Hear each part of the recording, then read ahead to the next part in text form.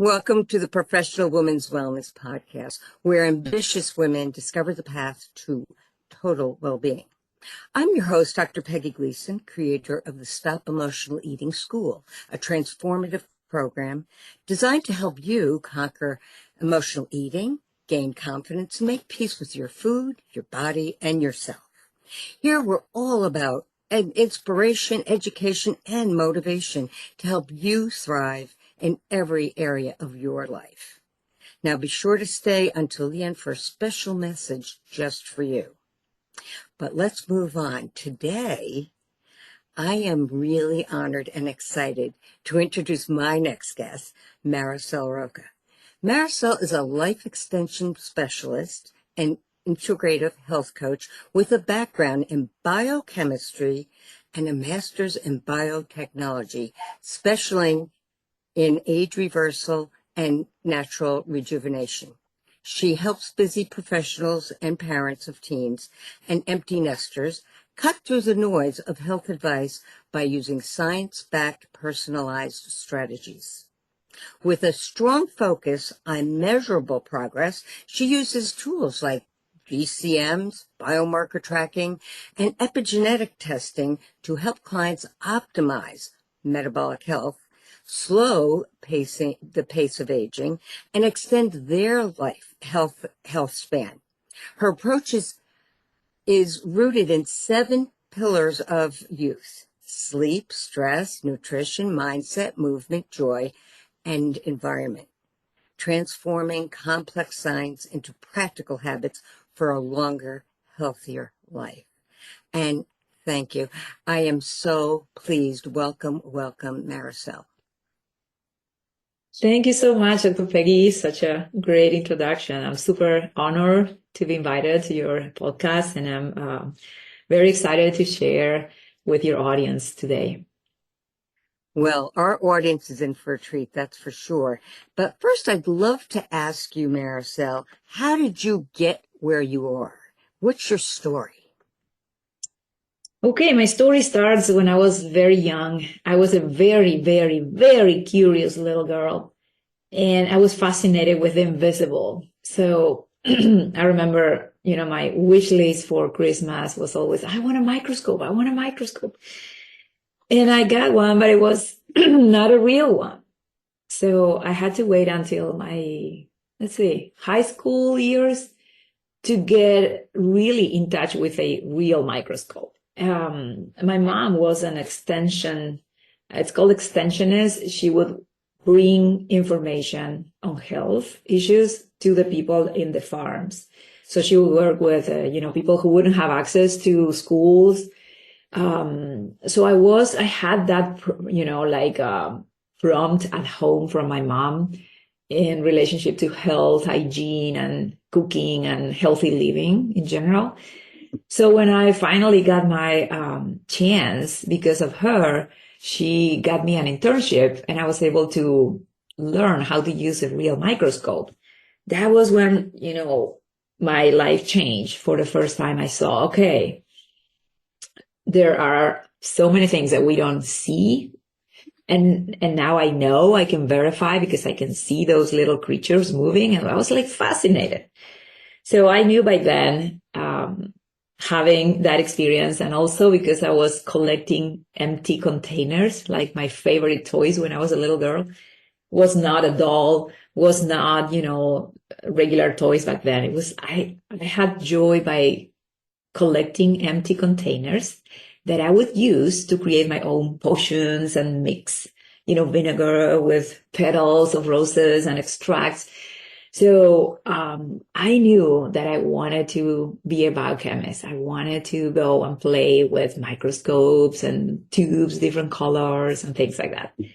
So that took me to my route to become a biochemist later. But something happened at the end of my education as a biochemist. In Argentina, it takes 6 years. That it was required for me to work with sick people, extracting samples, biological samples from all kind of samples. And I remember seeing newborns and getting blood from them, from the little heels, right? And the parents looking at me saying, no, don't touch my precious baby. So I was very guilty. I felt bad, and I'm like, no, I'm not ready. And emotionally, I wasn't prepared to help sick people, one-on-one. So that was another thing that happened to me, that I decided to help people, but from the research. So I stepped back from clinic, from doing, lab tests and blood samples and things like that.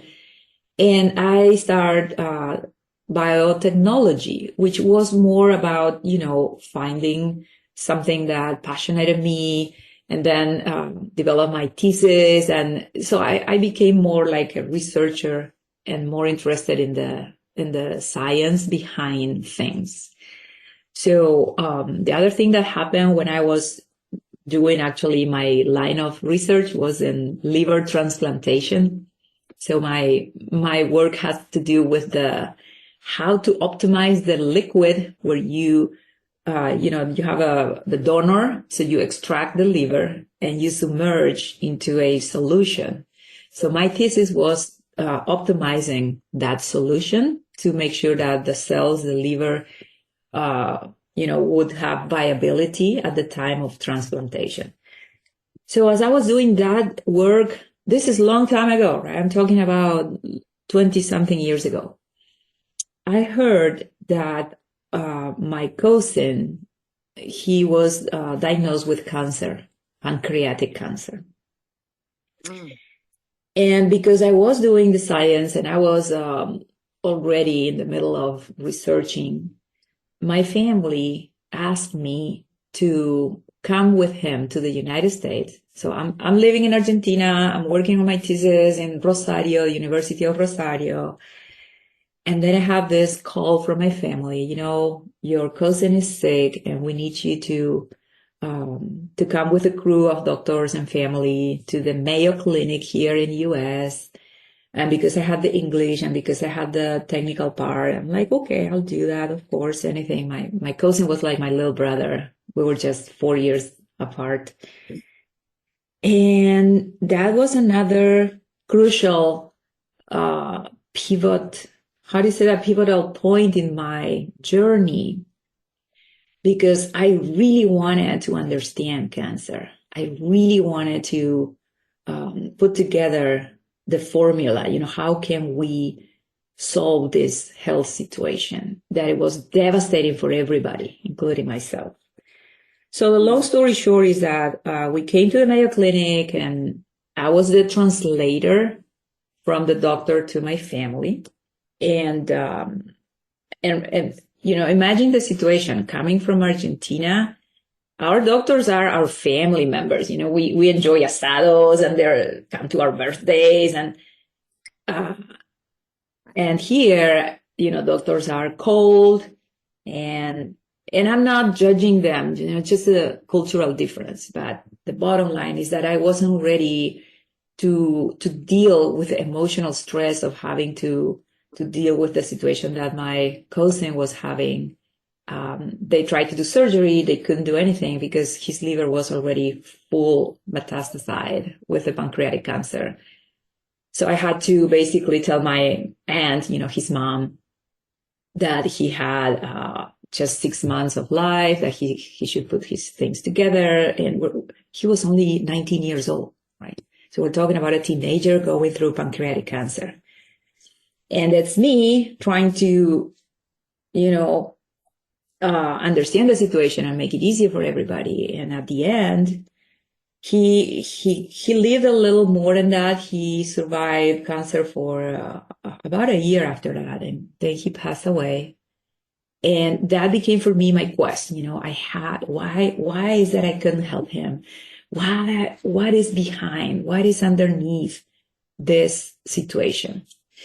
So, because I had that itch in my soul, right? I started focusing my research more into cell culture. And then I went to Brazil and I had my master in biotech there because I wanted to learn how to culture cells and how to I was very interested in genetic therapies back then. It was kind of the trend thing. And then I came to US working with a group of Italian scientists doing cancer research. So wow. I was like really behind the cause. What is causing this? How can we revert this? It's not fair. And then I realized that that's another, important point in my journey when I discovered that even if we get tumors from people and implanting those tumors in animal models, you cannot actually replicate or extract the emotions of the person that had that tumor, right? Or you cannot bring the mindset, the spirit, the whole person cannot be represented in just a few cells that you get from them, right? So back then I decided, okay, this is part of the whole story. I love the, science methodology, and I respect that, but it's not the whole story because it's not representing the whole person. Mm-hmm. Oh, I understand. If people could only understand a person has so many dimensions, and if you don't take care of every single dimension of your well-being, you're not going to heal correctly or heal at all. But this is great. Wow. So now you're, tell me about the coaching. You So got into the coaching. So back then I stepped out of the lab and I worked for a company, multivitamin and supplements company for almost 10 years. And then I decided to stay at home, but I always, to raise my 3 teenager daughters, I was very busy. And then COVID hit and I got my formal training as a health coach. And then I had to decide, how can I merge my love for science and learning, my holistic approach, because that was what made me,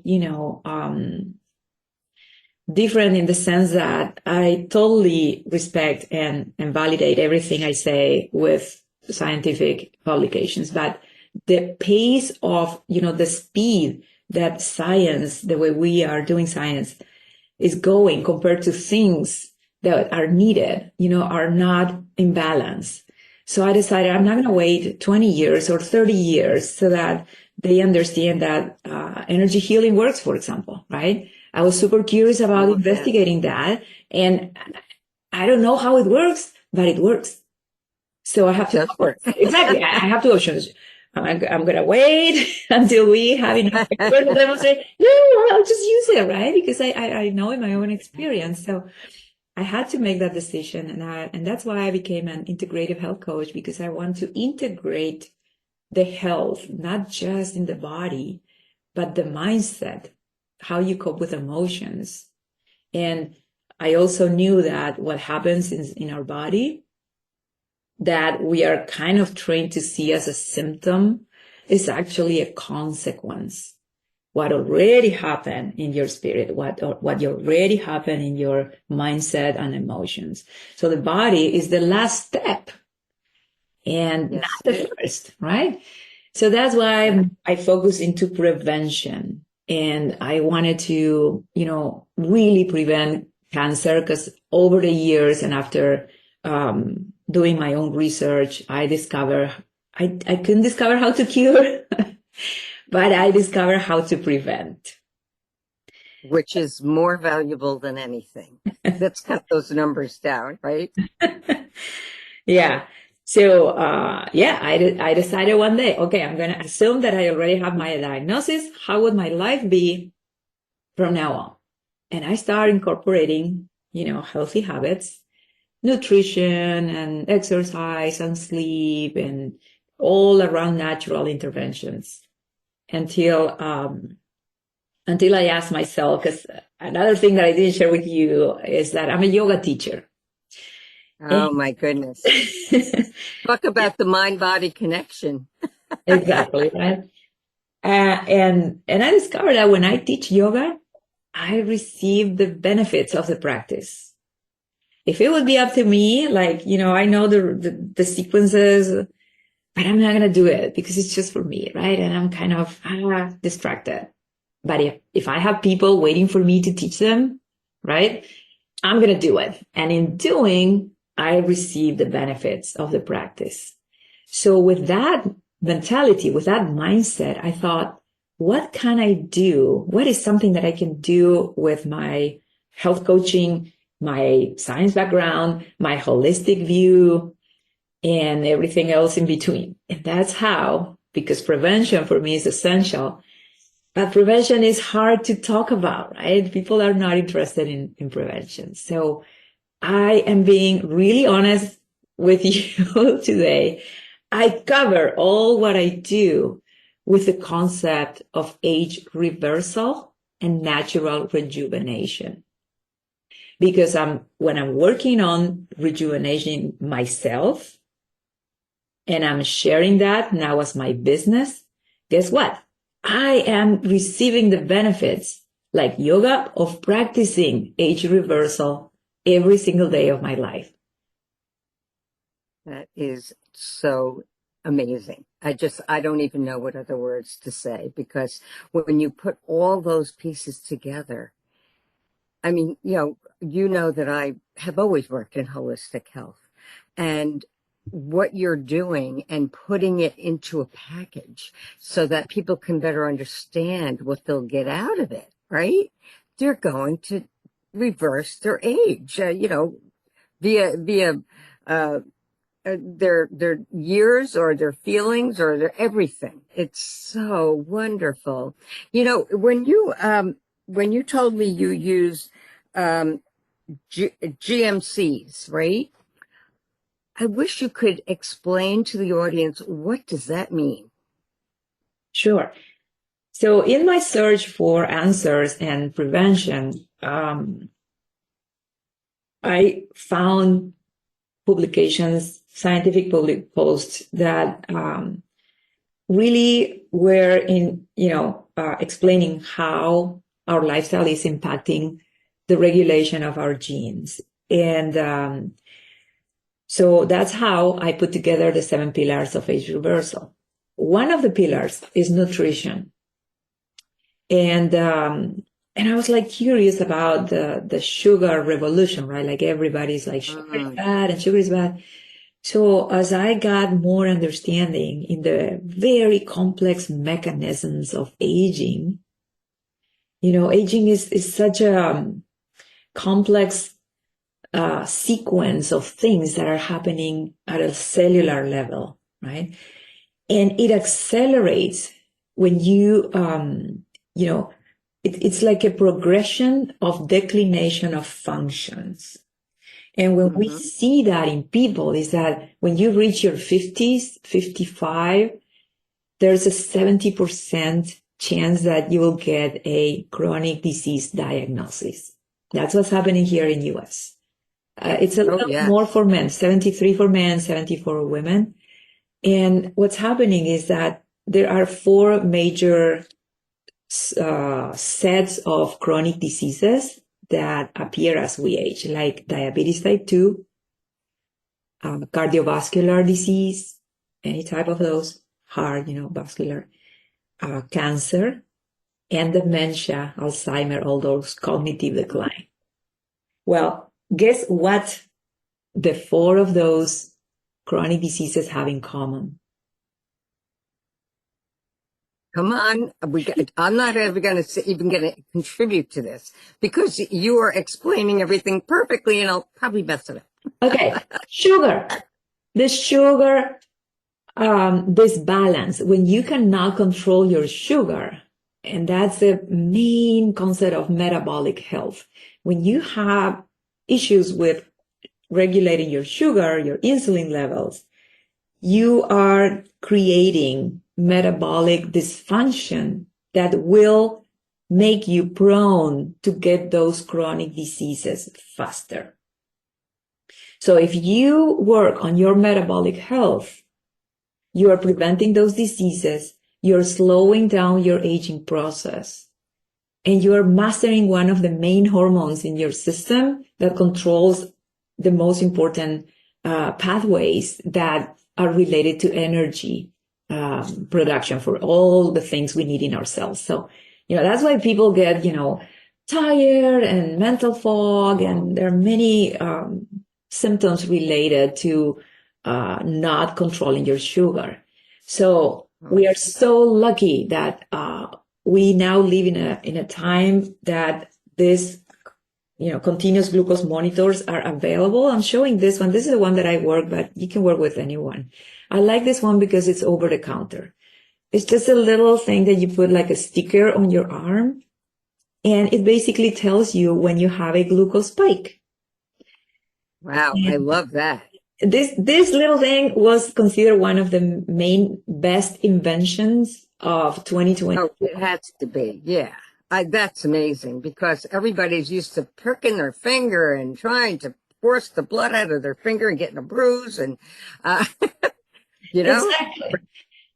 But wow, that's great. This is not for people already with diagnosis. This is a screening tool, right? So we have a people already with prediabetes or with diabetes type 2, they need another type of biosensors. The one that I use with my clients is for prevention, okay? So it's not going to tell you accurate numbers, but it's okay, because all I need from my goals is to see the trends. Every time I'm sleep deprived, I got a spike. Every time I have a fight with my daughters, I have a spike. So you learn what behaviors and what, in your nutrition is creating those spikes. That is magic. That is magic. I love that. And, you also, this is a question I think that haunts everyone.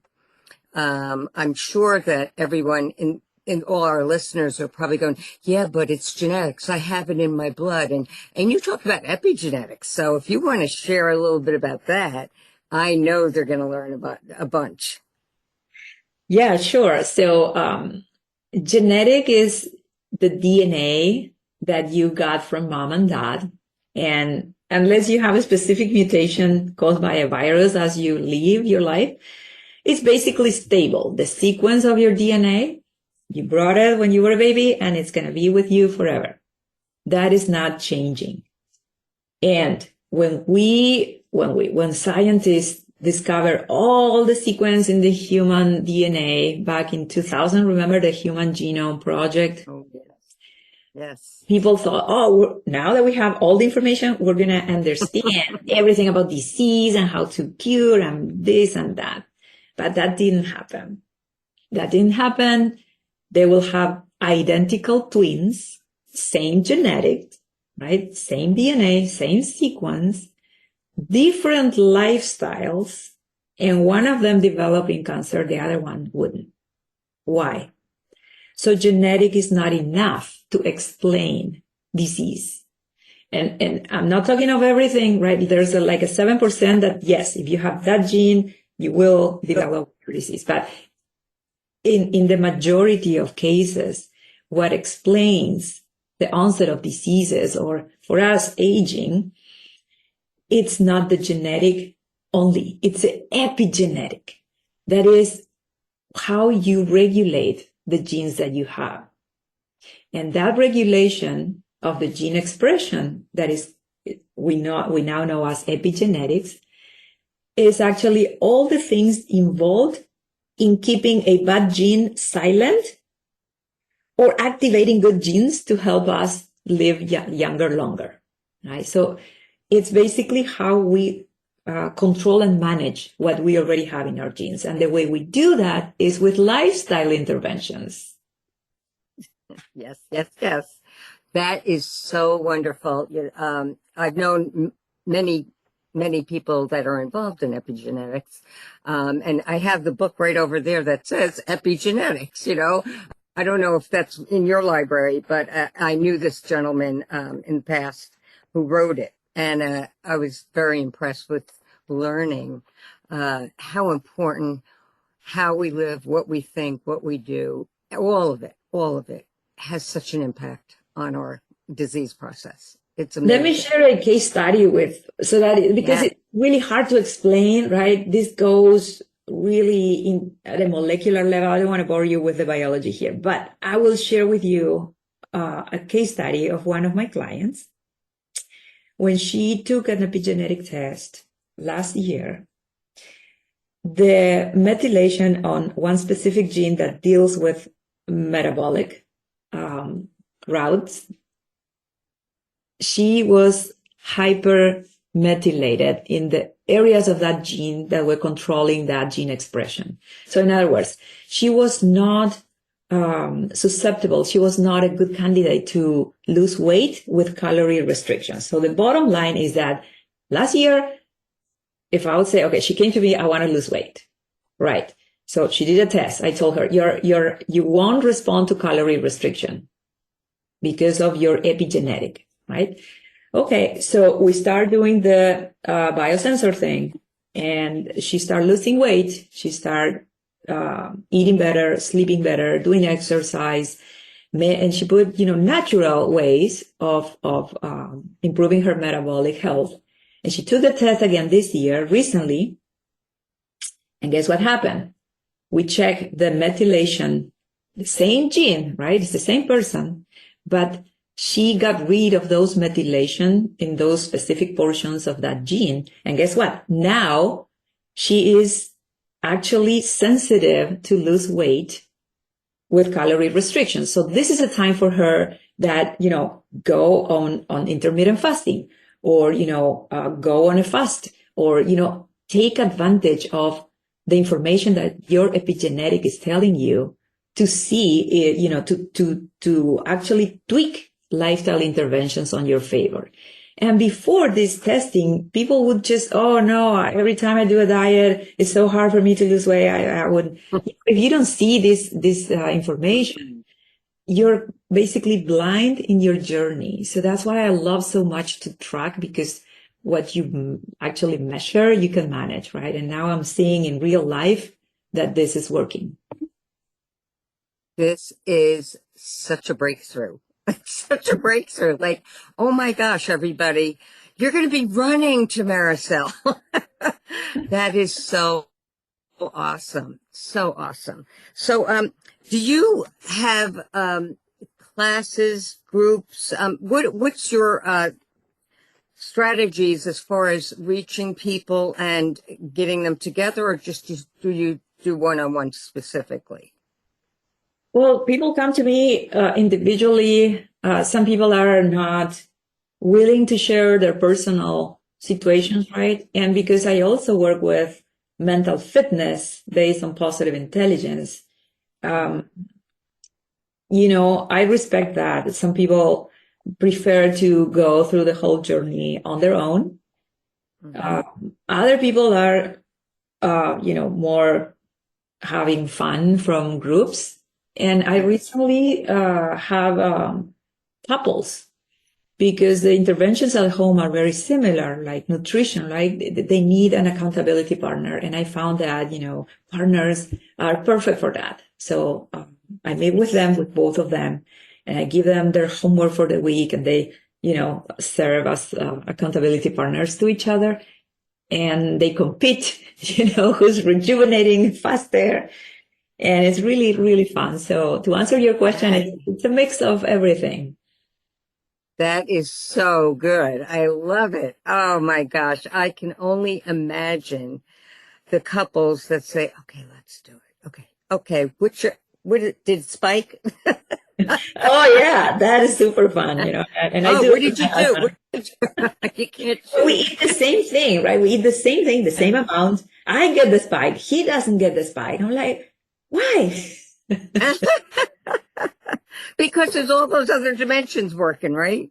Yeah, Oh my no, gosh, because that of is the so. bio-individuality. Every person is different, and the same person might be different, in time as well. So nothing is static. And that's why genetic is not answering all the questions. It's not. It's not. And people need to know what you just taught them, because I've always said it can't be genetics. We have three sisters, one small, medium, and large. It's like we're all the same family. So we know it's not just genetics, right? So it is interesting. It is really interesting. Now, I know we're going to wrap it up here, but I would like to ask you if you were offering a little gift for all our viewers, and just tell us a snippet about what they are, and then we'll also talk about how to get in touch with you. Sure. Yes. So I would say, start with my the 7 pillars of age reversal. It's an ebook. So I share with you, Peggy, the link. So you just download and take your time to go through. Basically, it invites people to go through an audit of your 7 domains in your life, and each one of them are equally important. When I did the first time I did the test, I thought that I was, great. My nutrition was clean, and I was doing exercise and all of that. But guess what? Environmental exposure came to me because in Argentina, everybody's, back then smoked, and my parents didn't, but I was super close to people smoking. So environmental exposure is a big deal. It takes 7 to 10 years to revert the damage from that. So, each one of the pillar, go there, learn, and try to optimize your sleep, your mindset, your nutrition, your unique ability to create joy. That is something that it was really cool to find out how joy is so important, because not only I base my studies in, information from papers and books and things, but if you observe the blue zones, the 5 areas of the world where people are centenarians who are healthy and happy, when you interview them, you'll see that joy is a crucial ingredient. I believe that. Why do they say people that are lonely and depressed really don't live as long? So yeah, that's such good information. Well, I cannot begin to thank you for sharing your wisdom, your amazing wisdom with all of us. And the best way to get in touch with you, I know I'm going to be, all of your links and your information is going to be in the show notes, but just if you can just say, what's the best way to get a hold of you? Yeah, you can find me on Facebook, Instagram, but I would say the easiest way, just go to my website and send me a message. My website is www.maricelrocha.com. So it's just my name, easy. And Perfect. My email address is maricel@maricelrocha.com. Oh, this is great. Well, we will definitely have all this information in the show notes, and I know you're just going to be a big hit. Okay. Thank you again. Yeah, and I'll invite everybody, if you're curious about maybe the biosensors for you, or you want to talk about epigenetic testing that I do, let's talk. Complimentary discovery call. It's free, and I can help you really understand if testing would make sense for you at this time or not. Oh, thank you so much. And so we're going to close for now. And again, everyone that's watching, you can rewatch these podcast broadcasts. So, if you want to take notes, that might be a good thing to do the next time you re-listen to it, because there's so much good stuff in here. Thanks again. Thank you. Bye. What if food wasn't the enemy, but just a messenger? You're not weak or broken. You have just been coping with emotions the only way you knew, through food. Stress eating after work, sugar cravings when exhausted, guilt after giving in again.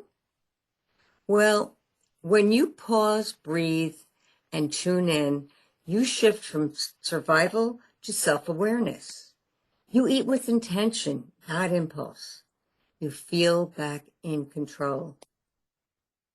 Healing starts with one mindful step, and I want to offer you a free access to my exclusive programs inside my school community. A supportive space created specifically for professional women just like you, who are tired of the guilt, confusion, and the all or nothing approaches to food and body confidence. And here's what you'll find inside. Courses that help you understand patterns and break free from emotional eating, and finally feel in control without dieting or calorie counting. Live group coaching and office hours to get direct support and personalized feedback from me. You'll also see workshops, challenges, and bonus resources on sleep, stress, mindful eating, metabolism, and more. A private community where women who truly get it, no judgment, just support. If you want to open your eyes to freedom from food, let this be the first step that opens the door. Let's work together and create a lasting peace with food and your body. All you have to do is join my Stop Emotional Eating School group by clicking the link below, where women are ditching guilt and reclaiming food freedom. Make peace with your plate today. Just click on the link, or it's professionalwomanswellness.com. I'll see you at the other side.